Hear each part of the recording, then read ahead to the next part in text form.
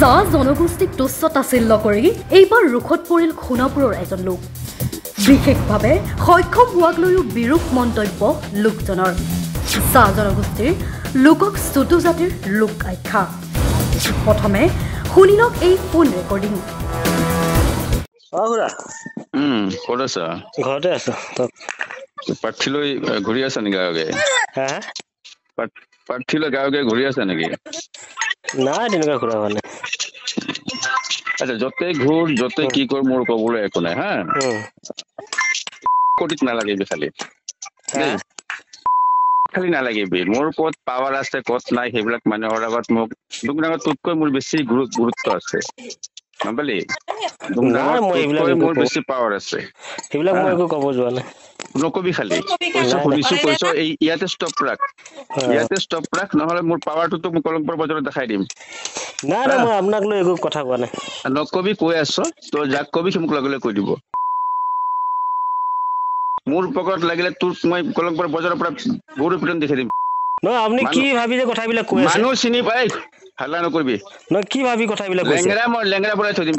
মানুহ চিনি পোৱা নাই। আপোনাক মই কিবা কৈছো নেকি? একদম চুপ থাক। নহয়, নকৰিবি কেলা। আপুনি কি ভাবি কথাবিলাক কৈ আছে? একদম কি ভাবি কথা কৈছো তোক মই এতিয়া প্ৰমাণ দি দিম। নিজৰ জাগাত নিজৰ থাকিবি। নহয় নহয়, আপোনাক দিব আহিছ কেলা। কটিয়াই ঘূৰা মানুহ তই।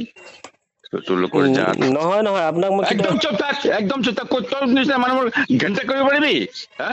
নহয় নহয়, দিব আহিছ চালা। কোৱা নাই আপোনাক একো কোৱা নাই। তোৰ লেবেল নহয়, আপোনাক কেতিয়াবা বেয়াকে কৈছো। কিমান ওপৰত বাহাদুৰি আছে কাৰ কোমত নাই, তই মানুহক ক'ব নালাগে।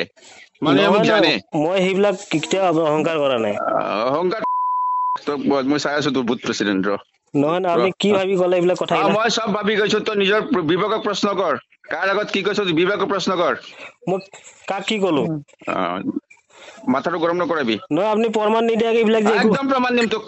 প্ৰমাণ দিম। যা, প্ৰমাণ নিদিলেও তই বাচি নোৱাৰা তোৰ নিচিনা মানুহে। সোণাপুৰ ৰাজচক্ৰৰ অন্তৰ্গত কলংপাৰ নিবাসী মুকুন্দ মুৰাৰী আৰু অৰুণ বৰ্মনৰ মাজত হোৱা টেলিফোনিক বাৰ্তালাপ এয়া। দুয়োগৰাকী লোকৰ মাজত কিছু কথা কাজিয়াৰ সূত্ৰপাত হয় আৰু কলংপাৰ নিৰ্বাসী অৰুণ বৰ্মন নামৰ লোকজনে মুকুন্দ মুৰাৰী অশ্লীল শব্দৰে গালি গালাজ কৰাৰ উপৰিও মুকুন্দ মুৰাৰীৰ বিশেষভাৱে সক্ষম হোৱাক লৈও তুচ্ছ তাচ্ছিল্য কৰাৰ অভিযোগ উত্থাপিত হৈছে। কেৱল এয়াই নহয়, মুকুন্দ মুৰাৰীৰ জাতি অৰ্থাৎ চাহ জনগোষ্ঠীৰ সমাজখনক চুটু জাতিৰ লোক অৰ্থাৎ নিম্ন শ্ৰেণীৰ লোক আখ্যা দিয়াৰ অভিযোগ অৰুণ বৰ্মনৰ বিৰুদ্ধে। এই ঘটনাৰ পাছতে এতিয়া জাঙুৰ খাই উঠিছে অসম চাহ জনজাতি ছাত্ৰ সন্থা ডিমৰীয়া শাখা সমিতি। জাতিক ধৰি অপমানসূচক মন্তব্য কৰাৰ বাবে অৰুণ বৰ্মনৰ বিৰুদ্ধে আজি সোণাপুৰ আৰক্ষীৰ থানাত এক এজাহাৰ দাখিল কৰে আটাছা ডিমৰীয়া শাখা সমিতিয়ে।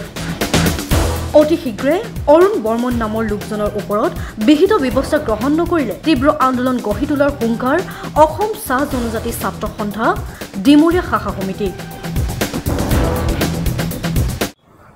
যোৱা 4 তাৰিখে হহৰাৰ গাঁও পঞ্চায়তৰ ৰামতা গাঁৱৰ মুকুন্দ মুৰাৰী নামৰ আমাৰ চাহ জনগোষ্ঠীয় যুৱক এজন আৰু তেওঁলোক একেখন গাঁৱৰে অৰুণ বৰ্মন, তেওঁলোকৰ মাজত টেলিফোনিক বাৰ্তালাপত কিছু বাক বিতণ্ডা হৈছিল আৰু আমি আমাৰ হাতত এটা ৰেকৰ্ডিং আহিছে তেওঁলোকৰ সেই বাৰ্তালাপৰ তেওঁলোকৰ বাক বিতণ্ডাৰ।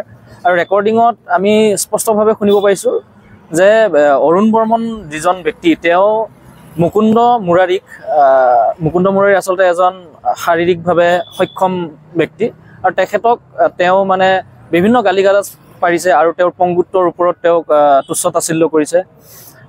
আৰু ইমানতো শান্ত নাথাকি অৰুণ বৰ্মন বোলা যিজন ব্যক্তি তেওঁ আমাৰ চাহ জনগোষ্ঠীয় সমাজখনক তথা যি আমাৰ মুকুন্দ মুৰাৰীৰ যি জাতি তথা আমাৰ চাহ জনগোষ্ঠীৰ জাতি তেওঁ চুটু লোকেৰ জাত অৰ্থাৎ সৰু শ্ৰেণীৰ জাতি এনেকুৱা বুলি তেওঁ তুচ্ছ তাচ্ছিল্য কৰিছে। আমি খুব দুখ পাইছোঁ আৰু আমি ধিক্কাৰ জনাইছোঁ তেখেতক।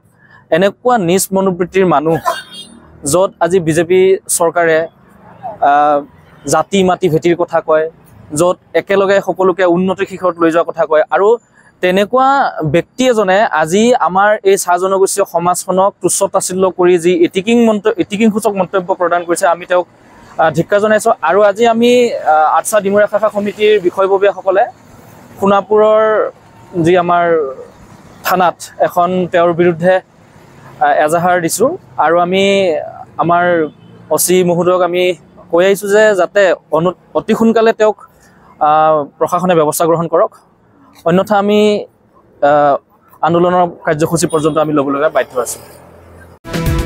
সোণাপুৰৰ পৰা আদিত্য বড়োৰ ৰিপৰ্ট, মাই নিউজ।